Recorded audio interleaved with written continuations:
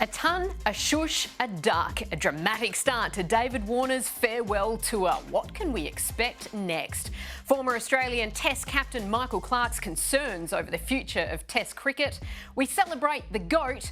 And where to from here for Pakistan? Can they regroup ahead of the Boxing Day Test? Let's go around the wicket.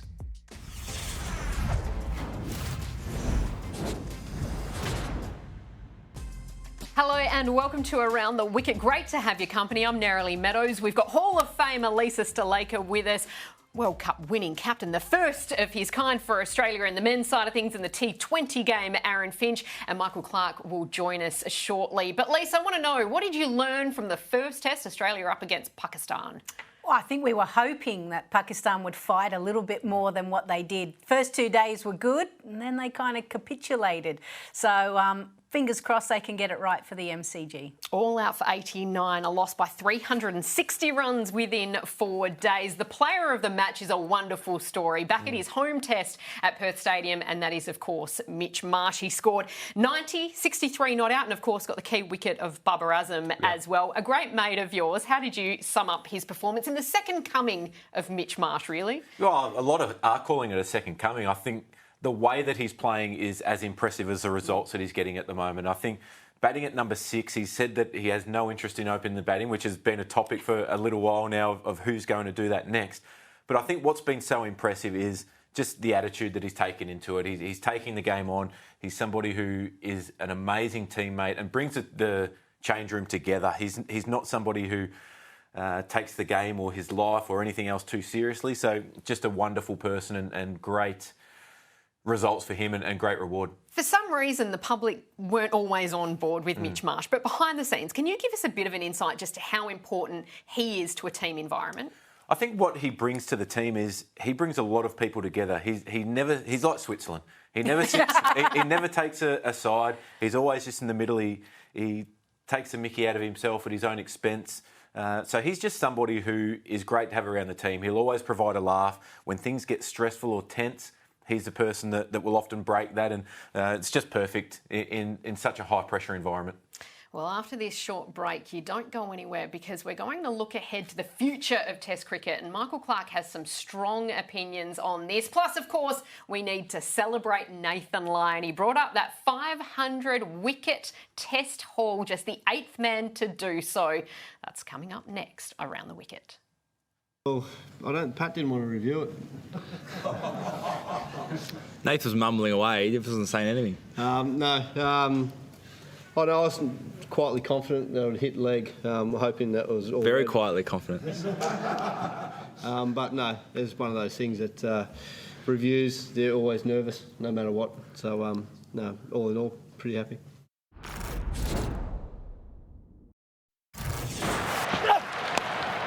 Well, this man, he writes his own scripts. If you knock him, he'll punch right back. Davey Warner at his belligerent best. Another Test match 100 to savour. I think it was there. You saw what it was. It's a nice little quiet shush. No, it's just anyone who wants to write stories about me and, you know, trying to use headlines, get headlines. That stuff doesn't bother me. It's just the fact that I have to go out there, do what I have to do, and I'm allowed to celebrate how I want.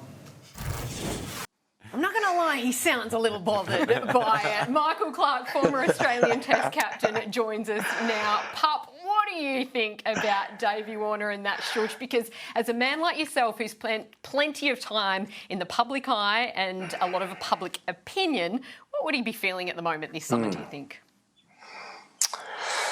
I like the whole I'm not bothered, but then he gave whoever he was bothered by a shush. I think he is bothered. I think he's copped some criticism over the past probably couple of years about his Test form. And I think that's a little bit of, you know, be careful criticising a great of the game, which he's right. He is entitled to.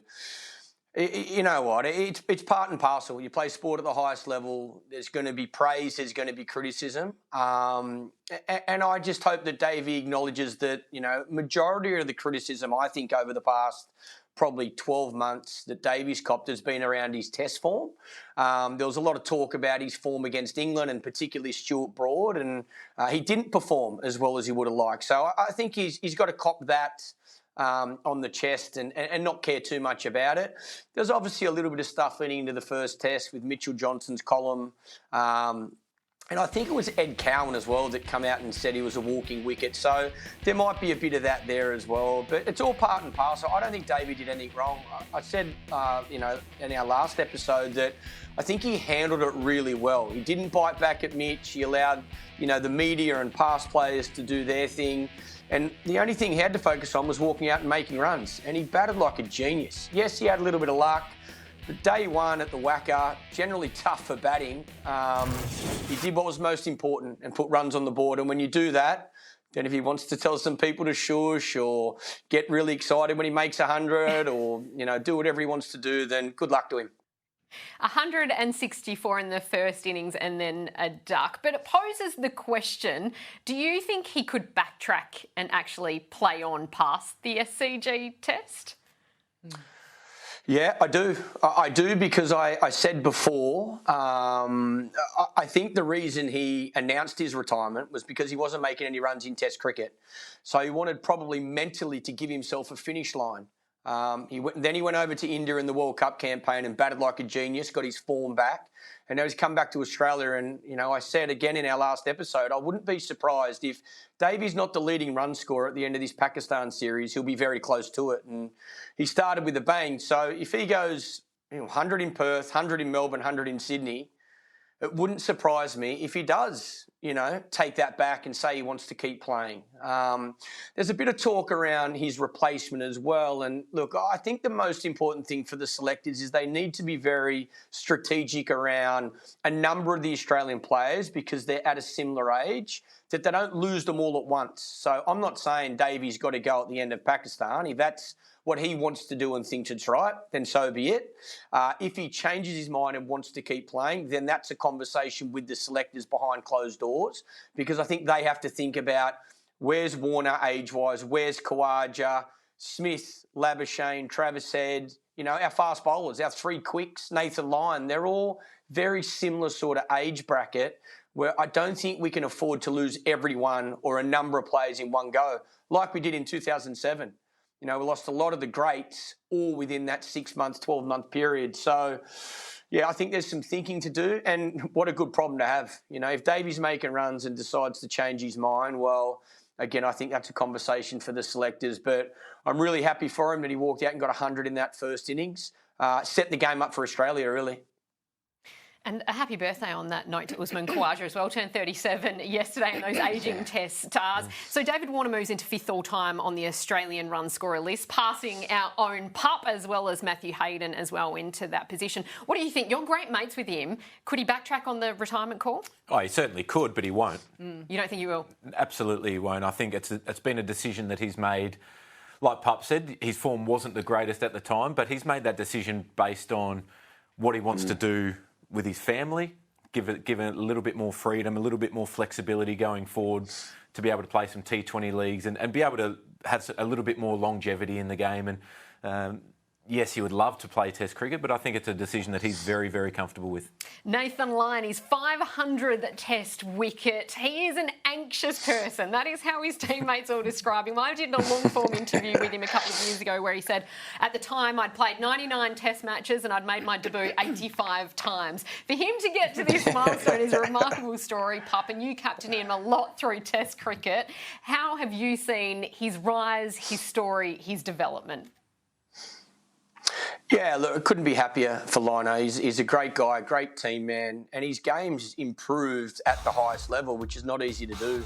When he first came into the Australian team, he could only bowl around the wicket to right-handers. He didn't feel comfortable bowling over the wicket. So even that, for a right-arm finger spinner, very hard to play at the highest level if you're limited to only bowling one side of the wicket. But his growth, I think his hard work at training, and not just about bowling balls, but bowling to get better, bowling against different batsmen in the nets, changing his speed, using his when I say variation, it's really where he bowls from on the crease.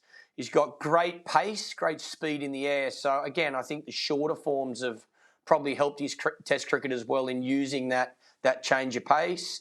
Look, his record's phenomenal. For a right-arm finger spinner, I know he's got whatever he calls it, the douche, or the one that spins the other way. I don't know what Lino calls it, but he bowls it rarely. He's really just been successful with basic fundamentals of an off spinner, of a finger spinner. Both sides of the wicket, change of pace, some drift, gets great bounce. That's probably his greatest strength. But then also the skill to be successful all around the world, to be able to adapt. When the wicket spins big, he spins it a long way, goes to places like the Gabba where it doesn't spin much, utilises bounce. I think he's improved in regards to setting his own fields as well. He's got a lot more confidence now in his game, knowing he can bowl fifth over the game or come on when they're, none for 200 and get that breakthrough for Australia. So growth at the highest level is underrated, and Lino's been exceptional with that. And interestingly, he even helped Josh Hazlewood take a wicket as well with those field placements and the tactics as well. So he's getting confident in that area of the game. Pat Cummins did the maths, Lise, and said if he plays to 40, picks up around 4 wickets a match, then he can get to 700 and get to those Shane Warne levels. What do you reckon?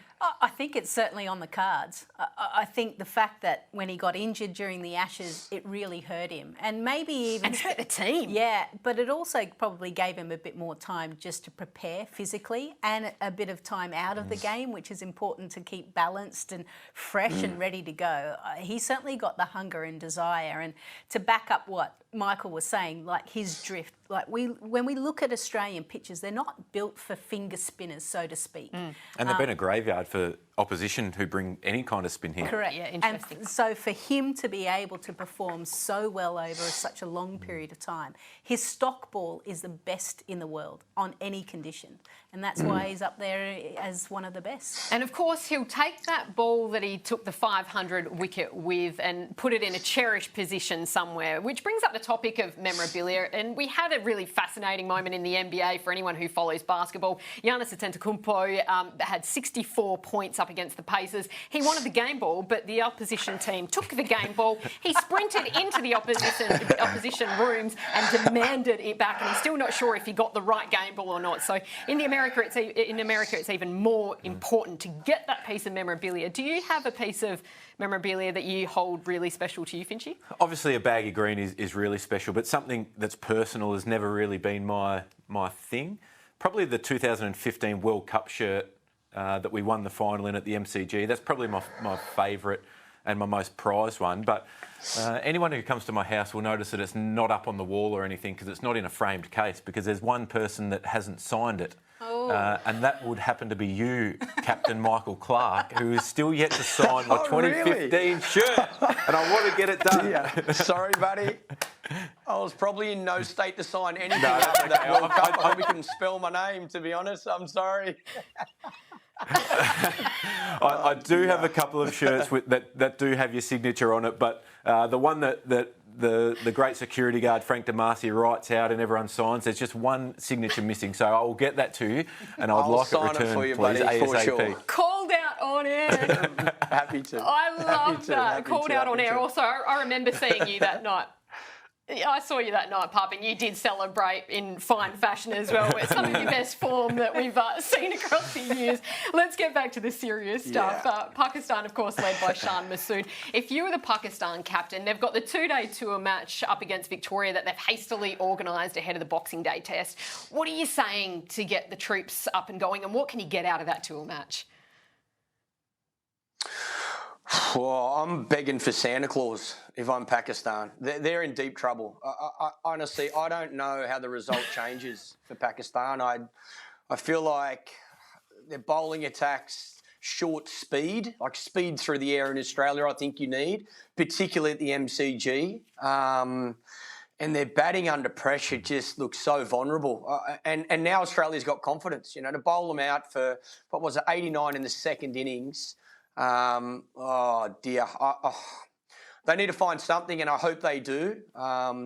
more for the fans, for the viewers, you know, for the people to turn up for 4 days or 5 days if it goes that long, and for us to watch it on television. But yeah, I don't know. They need to dig deep. They need some senior players to really stand up and lead from the front. And with the bat, someone just has to dig in. I think somebody just has to commit to batting for, 40 overs, not caring too much about scoring runs, but just digging in and let the other players play around them, because it looks like they all want to play shots, but someone needs to bat some time to be their foundation. So I'd like to sit here and think things are going to change for Test cricket's perspective, but I'm extremely nervous, to be honest. Yeah, I think especially with the drop in wickets now, we don't see any reverse swing in Australia anymore. Maybe the SCG where you've got the big dry square, but MCG, those wickets have so much thatchy grass on them either side, so they don't reverse swing either. So that's real trouble signs for Pakistan, I think. Well, it's going to be interesting to watch this Boxing Day test unfold. But what about the test future and the future of test cricket more broadly, Pup? You've got some concerns. Oh, look, it's funny because I think, Test cricket's the pinnacle for me. Always has been, always will be.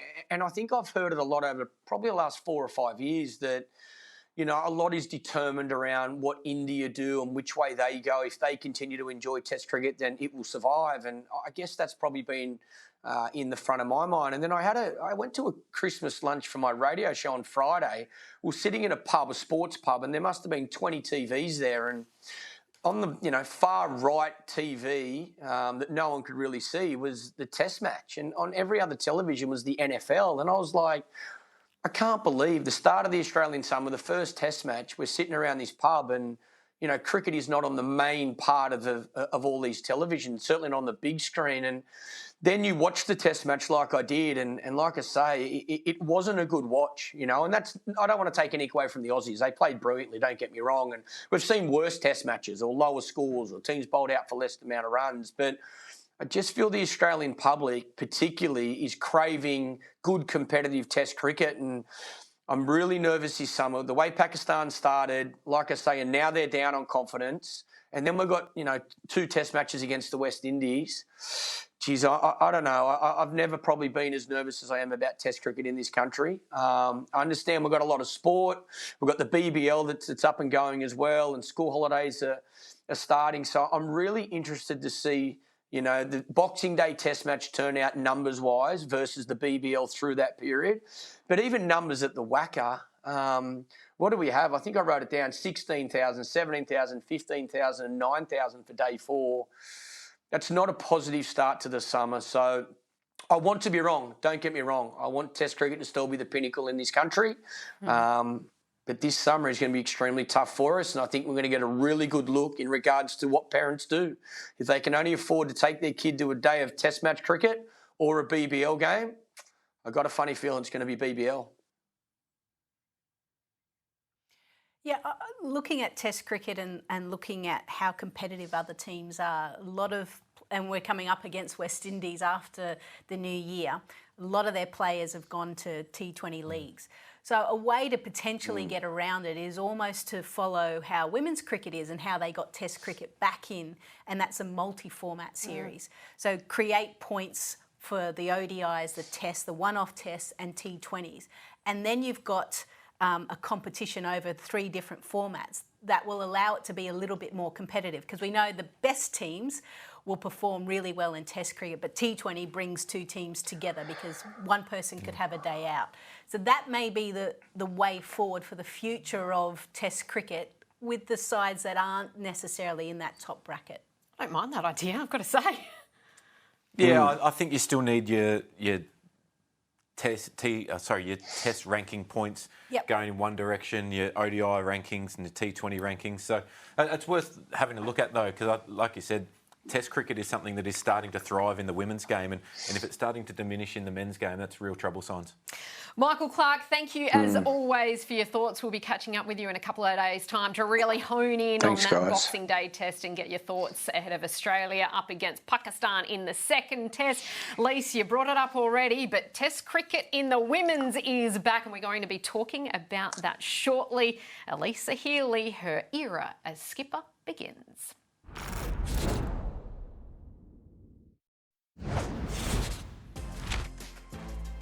Welcome to Around the Wicket. Lisa, you were just talking about the importance of Test cricket in the women's game. Well, we're about to start a test in a couple of days' time up against India under the captaincy of Alyssa Healy, and she has returned. She's fit, she's ready to go.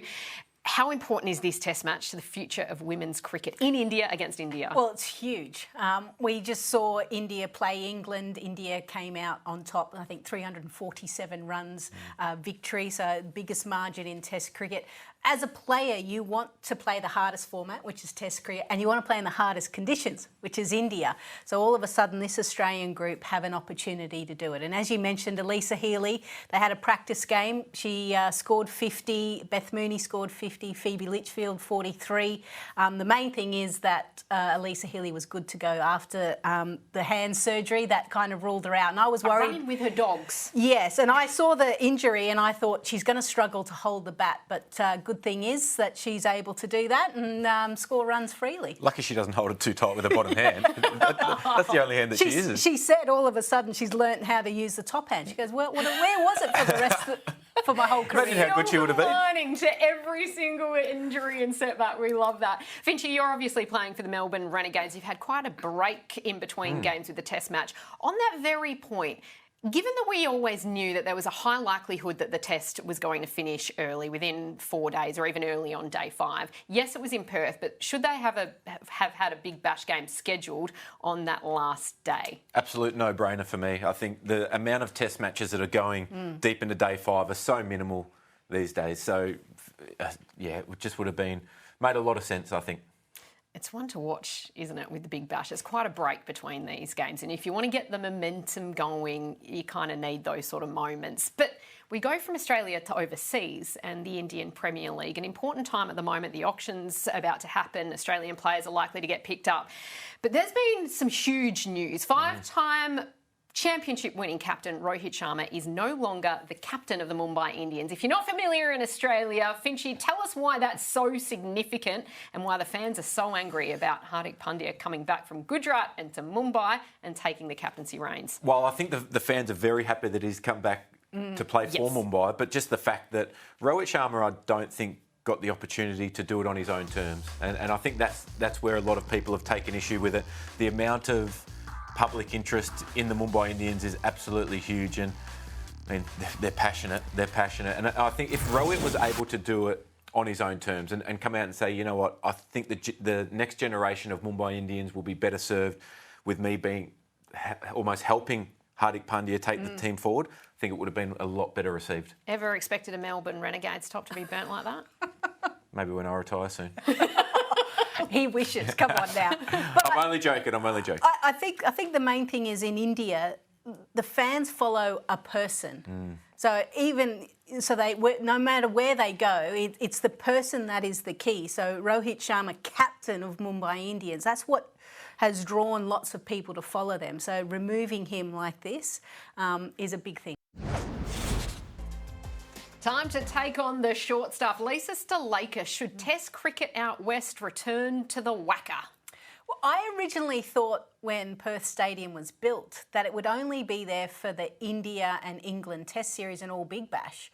But I know the WACA's getting regenerated and built up. So I actually think for the lesser known or ones that aren't going to bring the crowd in, go back to the WACA.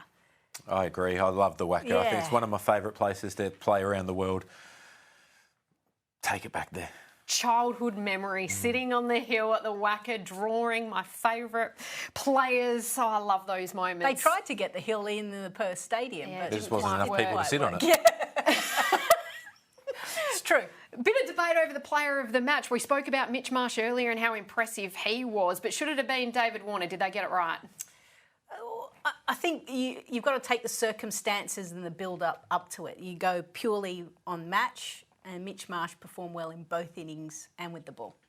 I agree with that. Davy's innings was great in difficult conditions, but I think equally as good as his 90 was in the first dig, that was a really important 60 in the second innings as well for Mitch Marsh, because Australia were in a little bit of trouble. They probably had enough runs anyway at the time, but you never want to wobble like that in a third innings particularly. So right call for me. Mitch's Moen mullet, stick with it or leave it? His wife doesn't want him to keep it. I like it. I love it. Keep it, Mitch. Get rid of the mullet, keep the mo. Ooh, a bit of compromise. But it's not I a big like it. mullet. It's not a big No, Cam Smith type mullet. It's just a little Mitch Marsh mullet. It's just a little, We like that. party at the back. Yeah. Party at the back. Speaking of Mo's, Travis Head, he's the vice captain now alongside Steve Smith. Will he be the next captain? Looks like it, doesn't it? Co-vice captain, seems assured of the playing 11, 29 years of age, so he's still got a long time to go. And finally, giant logos on test kits. Do you take the money or do you leave it? Take the money. Be a little bit more subtle with it. But you can't be subtle. You can. You definitely can't be subtle. Thanks for joining us on Around the Wicket. We'll see you in a couple of days' time ahead of the Boxing Day test.